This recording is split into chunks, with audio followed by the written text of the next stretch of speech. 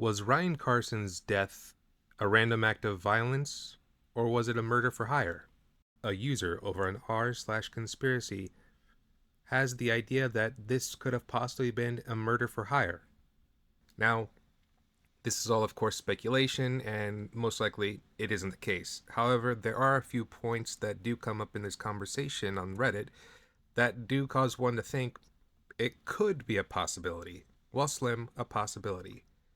So, some comments point out that something's off with her.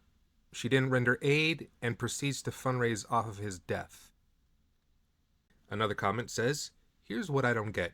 She doesn't try to put pressure on the wound or anything to try to stabilize him until 911 arrives, and then refuse to give the police a description of the attacker. I think she could be charged for reckless disregard towards life and following the police investigation." I thought it was very odd. The GoFundMe that was set up for him was for immediate needs are to offset the cost of working class people taking time off of work to properly mourn. Can we all report this? Could GoFundMe cancel an account? When I first saw this, I was amazed. She wasn't freaking out, but then again, I wouldn't just sit in this sketchy bench at night either. So with regards to the mention of the GoFundMe fundraiser that was for Ryan Carson's girlfriend and not Ryan Carson's funeral costs, at the time of this article came out, it was at $68,000. So the interesting thing is that, as mentioned in this article, the fundraiser is for his pals, say the money is for taking time off work and to properly mourn. I get that when someone you love close to you dies, you don't really want to go back to work, but I didn't know you needed to fundraise over $73,000 to properly mourn somebody. If I lost someone that I loved in the past, I didn't need to raise money. I took time off work, and that was it. But it seems weird that they're profiting off of his death, especially if you look at the way that this GoFundMe setups.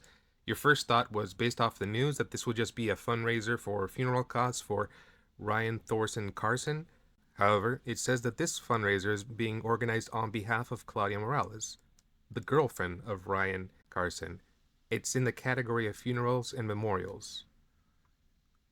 So, ultimately, the beneficiary of this is going to be Claudia Morales. She's going to get over $73,000, minus, of course, the costs that GoFundMe takes off the top.